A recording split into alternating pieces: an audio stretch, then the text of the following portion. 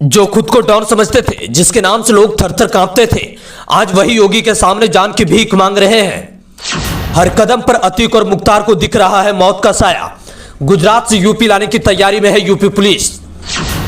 योगी आदित्यनाथ के सामने जिंदगी से हाथ धोना पड़ेगा, क्योंकि यूपी पुलिस माफियाओं को मिट्टी में मिला रहे हैं। उत्तर प्रदेश के मुख्यमंत्री योगी आदित्यनाथ का गुस्सा शांत नहीं हो रहा है।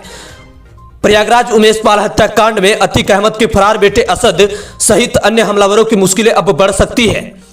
2 एनकाउंटर के बाद एसटीएफ और पुलिस की 15 से अधिक टीमें जहां यूपी में अपराधियों की खाक छानने में लगी हुई है, वहीं कोलकाता से लेकर नेपाल में इनकी तलाश में संपर्क साधे जा रहे हैं।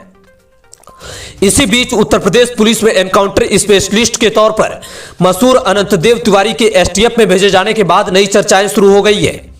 अनंतदेव तिवारी को ऐसे वक्त में यह जिम्मेदारी दी गई है जब प्रयागराज का उमेश पाल हत्याकांड सुर्खियों में है और हमलावरों की तलाश में यूपी पुलिस की टीमें लगातार जुटी हुई है।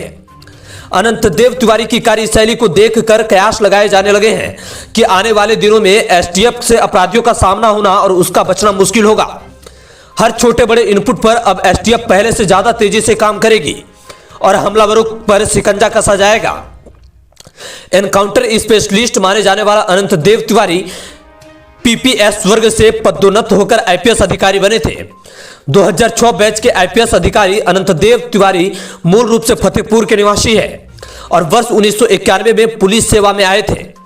लंबे समय तक एसटीएफ में तैनात रहे। अनंतदेव ने एसएसपी के पद पर रहते हुए कुख्यात भाई अपराधियों को पकड़ने में अहम भूमिका निभाई है। अनुमान के मुताबिक उनके खाते में 100 से अधिक एनकाउंटर की लंबी लिस्ट है। कई ऑपरेशन को उन्होंने लीड किया है, तो कई को तो खुद अपराधी उनके गोली के निशाने बने। इनमें कुख्यात ददुआ और ठोकिया जैसे बड़े नाम भी शामिल है।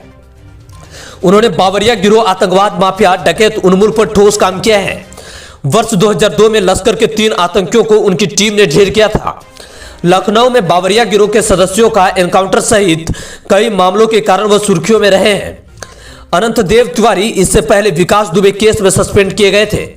हालांकि पिछले साल उन्होंने एक बार फिर बहाल कर दिया गया और रेलवे डीआईजी की जिम्मेदारी सौंपी गई थी।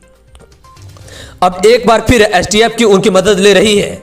जाहिर तौर पर अनंतदेव तिवारी उनके संपर्क सूत्रों के इस्तेमाल अतीक अहमद के फरार बेटे असद सहित अन्य शूटर्स की तलाश में करेंगे।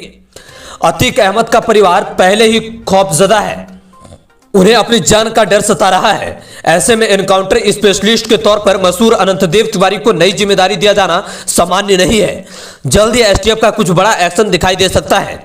इससे पहले सापा के राष्ट्रीय प्रमुख सचिव प्रोफेसर राम गोपाल यादव अंदेशा जता चुके हैं कि अतीक के एक बेटे की हत्या की जा सकती है। वहीं उप मुख्यमंत्री केशव प्रसाद मौर्य ने कहा है, प्रोफेसर राम गोपाल यादव के उमेश पाल के जवानों के हत्यारों के समर्थन में दिया गया बयान गैर जिम्मेदाराना है। सापा के असली चरित्र अपराधियों का संरक्षण और मनोबल बढ़ाने वाला है। यह मुस्लिम तुष्टीकरण की घटिया राजनीतिक शुरुआत है।